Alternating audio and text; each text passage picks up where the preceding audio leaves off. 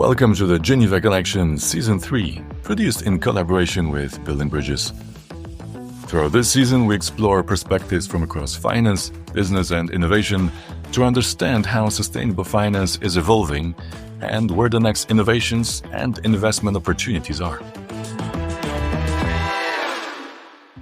What happens when the systems we rely on are no longer fit for the risks ahead?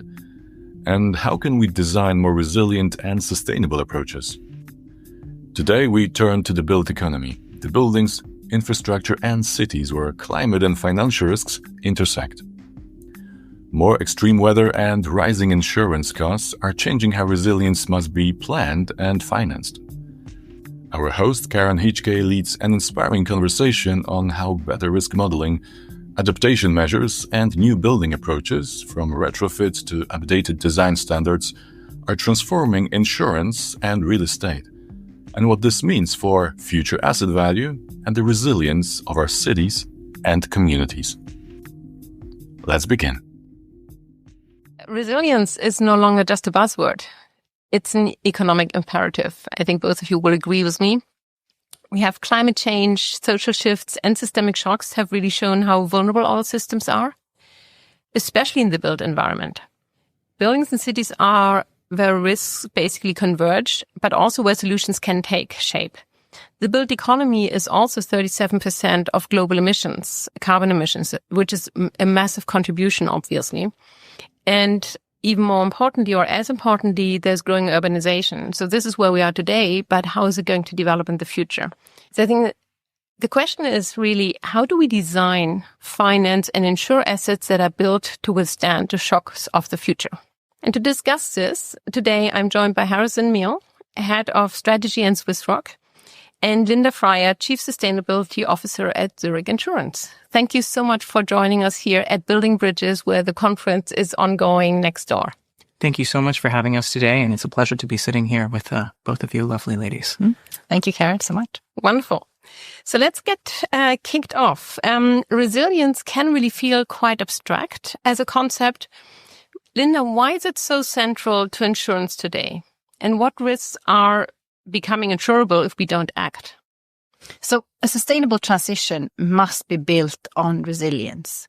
We're not talking about mitigation and adaptation as two separate things, because the physical impacts of climate change are already being felt. And we see that in extreme weather events growing in frequency, severity, but also in complexity. And in this context, resilience needs to be a precondition for sustainable investment, but also long-term economic and social stability. So by investing in resilience today, we can actually reduce future losses and speed up the recovery to meet tomorrow prepared. And how does resilience concretely in the built economy manifest itself? I think the number one topic is, of course, the extreme weather events, and that is already impacting infrastructure across the world. And if we look from an insurance perspective, we have a critical role to play in terms of offering protection to households, businesses, communities, and governments to make sure they can actually recover financially from these shocks that these extreme weather events are impacting.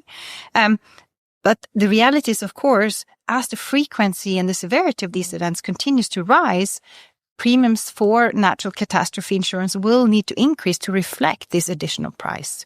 So we don't believe that climate risk is going to become uninsurable, but it's not going to be insurable everywhere, and it's going to have to be reflected in the price.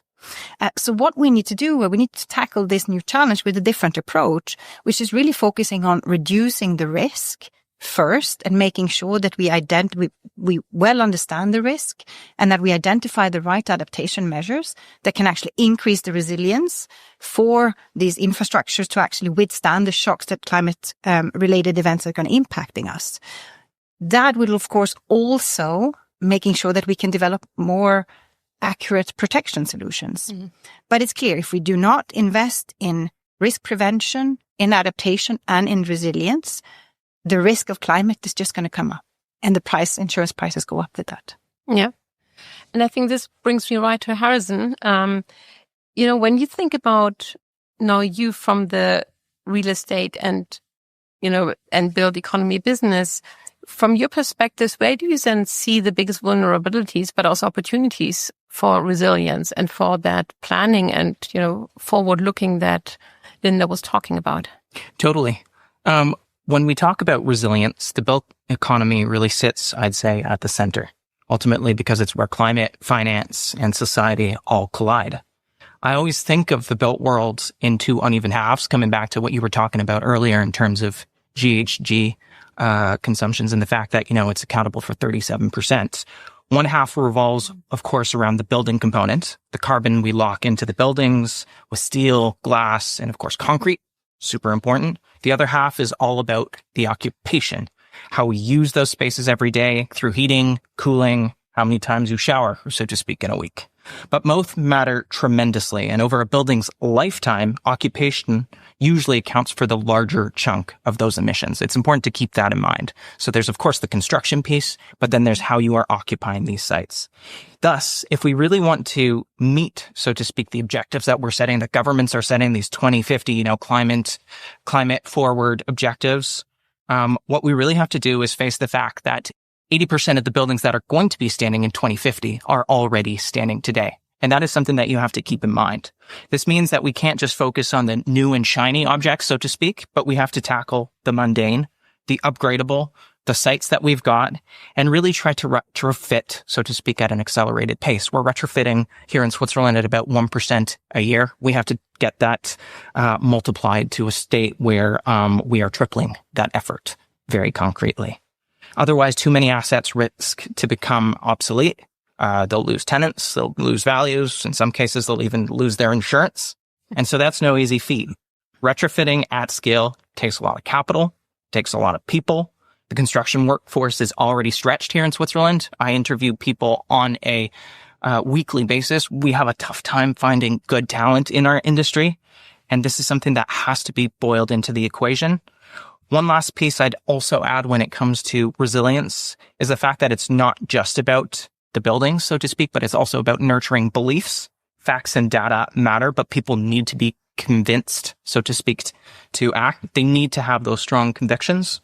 I remember Al Gore once telling me in, this small little setting, you know what? Facebook 16 was so much more dangerous than COVID-19, even in the built worlds, because misinformation can push collective action astray. And he's right. Resilience is much more than just those concrete or steel-based examples. It's about compounding those convictions. We've got plenty of evidence that shows that. We have plenty of facts that show that. Greener buildings can command higher rents. Green buildings can cost less to operate. Green buildings hold better value over time. The direction is clear. It's just about how we get there. So we really have both. We have the risk side on one side and also how to build that in and how to assess that, especially when we talk about new buildings. But you were also really talking about the refurbishment to say how can we mitigate risk, but then also in general reduce the effect on the climate. So you have both risk and plenty of opportunities. Now let's have a look a little bit at maybe at newer buildings and innovation. It's one of the themes here, building bridges, innovative solutions. How are new building methods, materials and asset classes like mixed use or green buildings reshaping resilience? And I think that question goes to you, Harrison. That would make sense. By and large, our sector is still terrible at consistently and effectively deploying sustainable solutions. I always start with this statement because it's one that really resounds for me. There is ways in which we can optimize. There's ways in which we can keep optimism at the forefront, but we have to be quite realistic in terms of where we stand. Too often, what we'll do is we'll judge, so to speak, the resilience of a building by how long the concrete lasts, instead of focusing the test on whether the building stays useful, so to speak, for 100 years. And I think that's an interesting way of approaching our sector by and large. And that's where, so to speak, to your question, new asset classes that concentrate, I'd say, on a mixed use approach have so much potential. We're in Switzerland, so I'm going to use this example. They kind of work like a Swiss Army knife. If one tool isn't needed, what you can do is you can capitalize on another tool, and you can keep shifting. You can keep finding solutions that can step in one after another. And on the building side, coming back to what you were talking about, so to speak, the methods, the materials, they're evolving, of course. Circular construction limits supply chain risks, modular techniques speed up the delivery, smart systems from adaptive facades to AI-driven facility management systems come in play, and they make buildings more flexible over time. That's for certain. One last component that's always important when we talk about these materials, and I come back to it time and time again, are the people. I alluded to that in my first answer, but ultimately speaking, we have to also make people part of that process from a health and safety standpoint, from a productivity standpoint. The World Economic Forum put out a research paper last week stating that productivity within our sector is going to be terribly influenced by rising climate risks, of course, but more so still by health-related risks. Think of stagnant water on a construction site. That is something that is going to become an imperative down the road. So we need to make sure that those standards evolve too. I'm learning a lot of new things here because this was not at all obvious to me. I wasn't thinking about these different facets. Very interesting. Thank you. And Linda, when you hear about that, how the building industry is basically also approaching more integrated view innovation, how does that how does it affect the way you work in the insurance industry? Does it affect the way how you're judging risk, how you're putting out your premiums? How do you count these innovations into your equation? It's a great question because, of course, we have to stay tuned to everything that is going on and all the developments that Harrison was talking about. For us, it's important that we stay on top of these developments so that we can actually better understand and assess the risk. So there's a couple of things that I think is important to our industry. First of all, resilient properties are, of course, less likely to suffer big losses. Events like floods or storms. And therefore, we also start recognizing that these improvements are also providing more favorable returns or different types of premiums. So that's an important piece. The other piece is, of course, we also see that there is a big evolution into more data-driven assessments. We start having smart sensors, building management systems that can really also provide insurers with real-time data, which makes it easier for us to assess the risk. We're also seeing innovations happening around the insurance solutions as such, moving from more static to more dynamic pricing models, which means that we can actually easily reflect the insurance solutions to the current risk landscape. But there are also a couple of things that I think from a regulatory perspective is also very important.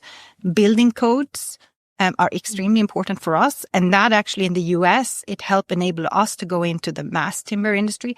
Today, we are underwriting 1/5 of all new mass timber projects that comes out in the US. And that was really because of changes in building codes that provided us the comfort. But we do have, of course, increased risk from some of these innovations. And therefore, it's important that insurance is brought in at the outset so that we have a chance to really be able to understand the risk and assess and price the risk in the right way. So what I'm hearing also is that you say some of these innovative solutions, probably also new materials, are not necessarily positive for you because they are harder to understand or you don't have enough data points necessarily to understand how they affect the resilience or basically the security of a building, which might be on the climate side very positive, what you're using, but not necessarily on the insurance. So that collaboration across those sectors is really important. Can I just follow up on that? So how would you, for example, then work with, build economy with basically, people like Harrison say, we are basically undertaking projects. When are you coming in and how does it work? Unfortunately, today we come in a bit too late. So I think in many new construction projects, first of all, physical risk is not a big decision point when lending is provided or credits are provided to new projects. Mm-hmm. And there's always this belief that insurance, of course, we're going to get insurance. So our message is really the insurance industry needs to be brought in and be at the table much, much earlier. First of all, we can already in the creation phase, be able to assess the physical risk, the exposure that a new property will have down really to that asset level. And we have models today that actually can assess the risk in the next 10, 12, 20, 30, up to 2,100. And we can look that across different scenarios. So already today, the insurance company can start to start coming comfortable with the risk. So that's an important point that is not happening enough today. Very interesting. I think building that resilience into the assets is important. It can be done. But then you also say you really need to understand what effect it has on insurance. And there needs to be, in a way, a closer collaboration early on between insurance and building companies to make sure this is well integrated and also counted in. Plus, then, of course, the financing side comes in as a consequence of that. I think that one point I also think that we need to bring in is the importance of working across the value chain. So I remember when I started working at Zurich more than 10 years ago, and we were in contact with construction companies that were developing new innovative building materials. And the problems that they had at the time was nobody really knew about it and nobody was willing to pay for it. And therefore they weren't able to scale. So the big challenge there was to say, well, actually, Zurich, can you help us bring together the whole value chain in the construction and start having these conversations? And that, of course, has happened an enormous amount of things in these past 10 years to be able to accelerate that. Mm-hmm. Yeah. Fabulous. So let's have a look a little bit at that again on the insurance side to say, how are these, you touched a little bit on that already, but how are climate and systemic risks affecting the way you are looking as an insurer to evaluate assets? Has it changed? Yes, I think what we're trying to do now is to shift really from a traditional kind of asset by asset evaluation to a more comprehensive, data-driven and collaborative approach. So first of all, from a holistic risk assessment perspective, that we move from an individual to an aggregate point of view, that we look beyond these single assets that I mentioned. Because, for example, risks like floods and heat waves and pandemics, they actually have a multiplier effect. So you have to think in a systems thinking way. I think the other piece, and I mentioned that a bit, is around modeling and the fact that the development of climate models are happening really, really fast. So in 2021, we launched a new arm called the Zurich Resilience Solutions that are actually an advisory business. And where we couple our traditional kind of NatCat modeling, but actually taking that the next step of actually doing climate risk modeling and developing that expertise in-house and coupling that with our traditional risk engineering services. And these risk engineers, traditionally, they are the ones that go out in new constructions and they identify the fire risk. And I always wondered, why are we not doing the same on climate risk?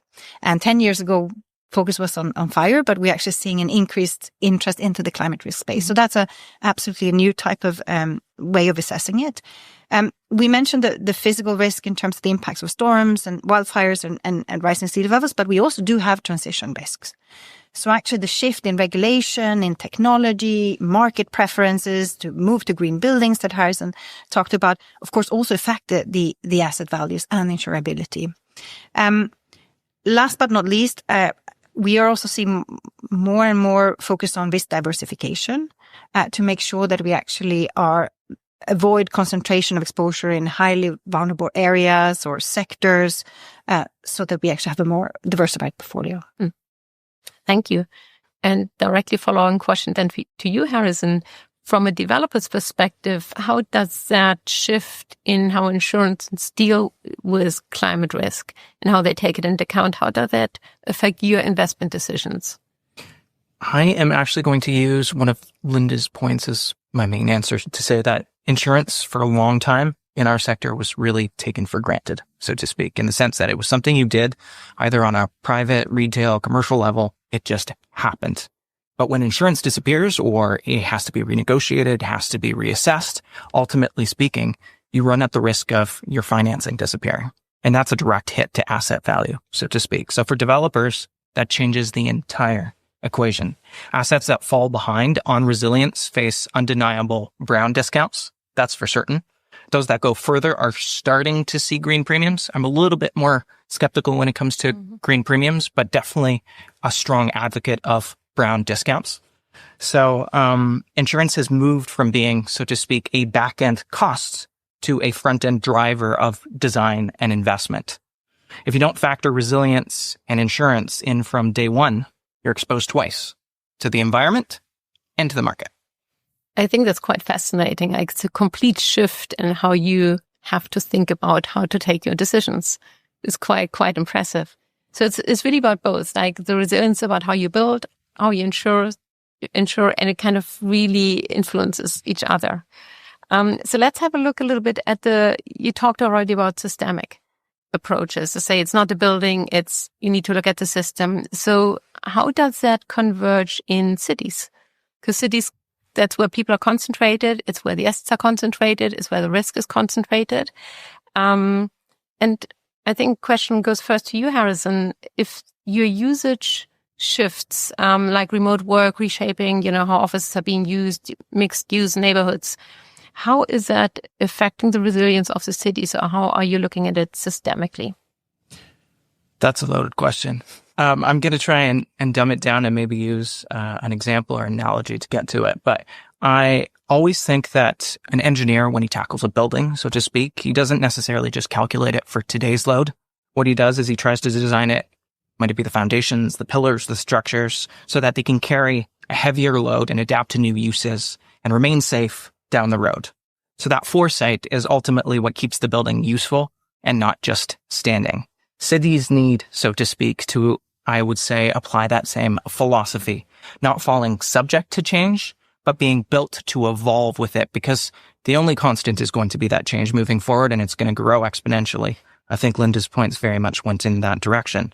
And the world needs to be humble and draw lessons in terms of what we have seen, what we have witnessed, what are the best in breed projects that we can replicate across the globe wherever they emerge. To get that done, we have to listen to each other. And my God, listening is important, super important, especially to the new upcoming generations that are full of good ideas. So full of good ideas, next generation, collaboration. How are insurers, developers, and also policymakers working together when it comes to cities? So we've spoken about insurers and developers, but how are policymakers coming in place when we talk more systemically about urban planning and foresight? Yeah, I'll start by giving you a bit of a scary statistics. We did a research project last year together with Economist Impact, where we interviewed 5,000 people in 10 different cities. And 4 out of 5 said that their cities are not prepared for climate change. And so this really tells us about the size of the problem that we're dealing with. Look, we have worked in particular with one city. The Madrid City Council came to us. They were working on a climate adaptation plan as part of their Madrid 360 roadmap, where they want to embrace nature-based solutions to tackle extreme heat in the city. So together with Zurich Resilience Solutions that I mentioned earlier, we did a climate risk assessment on different types of locations, and they're targeting specifically on this was schools and the impact on school children from extreme heat. So by using first a data-driven method, we helped really to assess and measure both the short and the long-term exposure to extreme heat. And then Madrid also asked us to analyze the impact on these school children and look at how can we implement nature-based solutions to make these schools become more resilient to heat. But the reality is it's not just the schools. It's also how do the kids get to school? Do they walk on very hot streets? It's also what does it look like in their homes and how are they able to sleep at night? So you start with one quite tangible challenge, which is the school environment. But of course, there's so much more again, into the system view that is impacting the exposure for these children in the end. And do you think, you give this one example of Madrid and how you were working with them, but do you think in general the real estate insurance companies and also regulatory need to be more systematic in terms of how they work with each other? So I'll start with you, Linda, and I'd also be interested in your answer on that one, Harrison.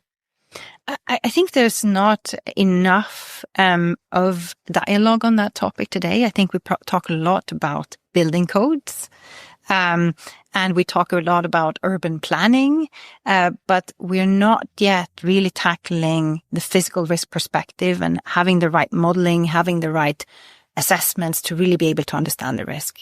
Mm-hmm. I would completely agree with that answer, and I think it comes back to what Linda was saying earlier, where we really have to decouple, so to speak, our value chains and open them up in a little bit more of a vulnerable way in order to bring, all types of players to the table right from the get-go and try to anticipate as much as possible what can be done. Historically speaking, and I think this is a question that you had further down the road, but us developers, so to speak, we're very, very, very short-sighted in the sense that what's important for us is tomorrow's dollar, so to speak. Nothing more, nothing less. And I know insurance companies historically, and even more so today, have to take a long-term stance. So what does that come to? It comes to modeling our risk frameworks very differently. We love to sprint. You guys are more marathon runners. And I think together what we should do is sign up for a CrossFit course, because it's probably a little bit more balanced. And that's ultimately, I think, where the world should go. It's very nice the way I've laid it out, but it's much more complex, so to speak, when you get to the nitty gritty of it all and you understand where incentives lie. Yeah. Can I just get back to one point when you're talking about Madrid, the regulator, because it's the two of you talking, builders, insurance companies. Do you see a shortcoming on the regulatory side to really engage with insurance companies, with builders in their urban planning? Or is there, because there are a lot of cities for sustainable development and for climate adaptation, there are networks evolving, but are cities from the policymaker and regulatory side proactive enough in your view to really take this forward? Or is there also a need for movement and dialogue?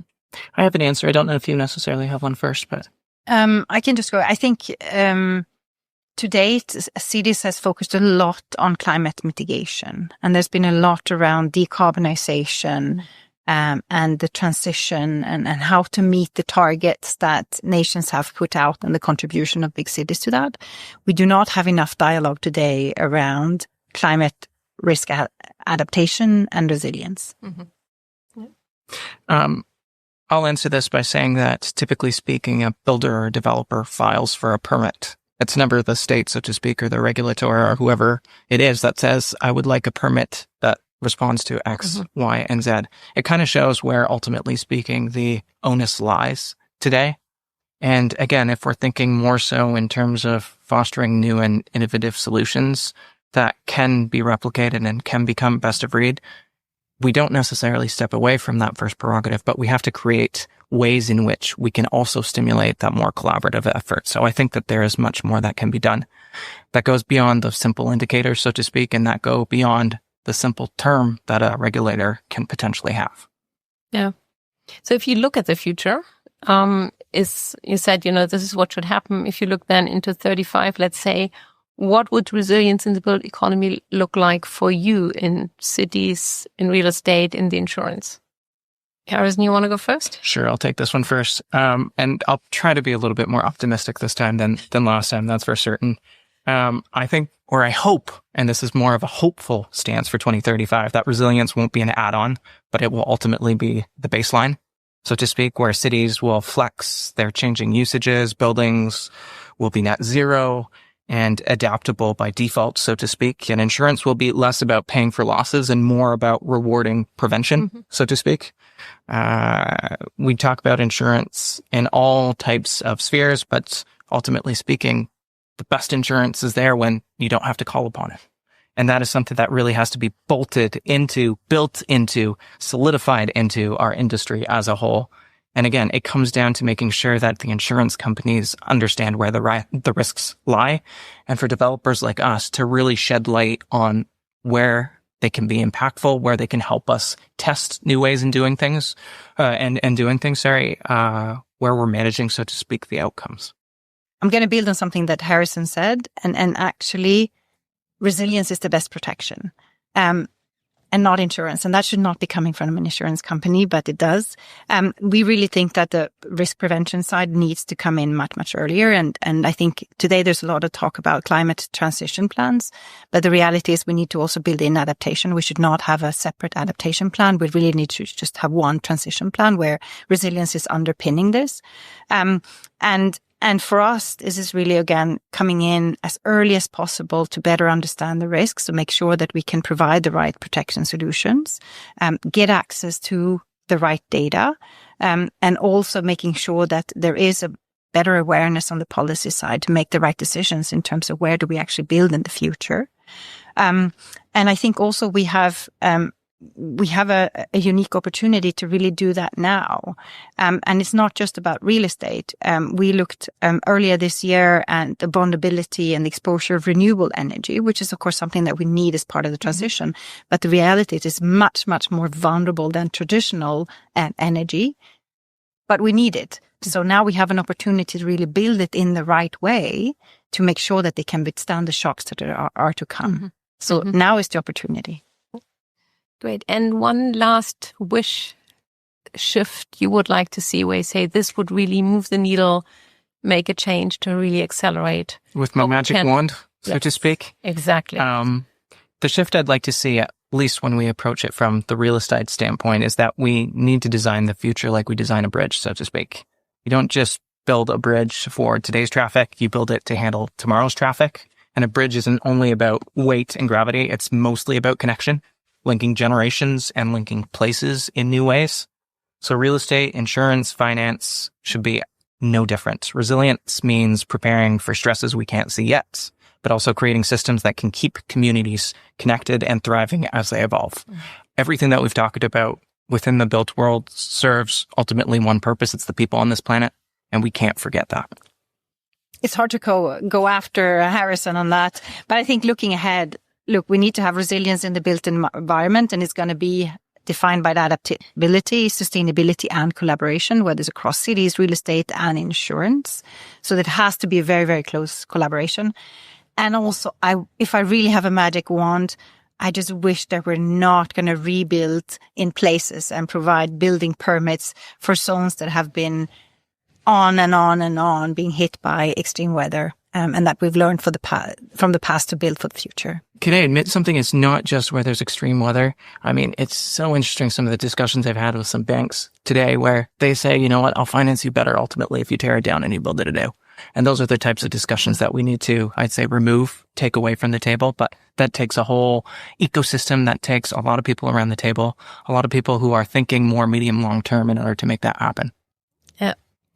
Wonderful. Well, thank you so much. I think I also really like the reference to building bridges, of course, and the collaboration is where we are. It's a good one. But it is true. I think it is, you have to build bridges, in all these different sectors. I think this example shows really well how resilience is so, how it's so important to achieve resilience by really collaborating.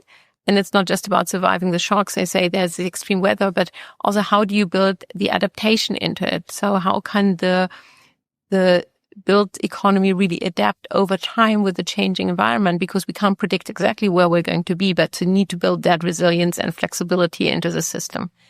I think you really showed us a lot of insights. I learned a lot. Thank you so much for joining us here at Building Bridges. Thank you. Thank you so much, Karen. And that's a wrap. If you enjoyed this episode, please follow the series, subscribe to the podcast, and join us next time for more from Building Bridges. You can also visit our website for more insights. And for now, a warm goodbye from Geneva.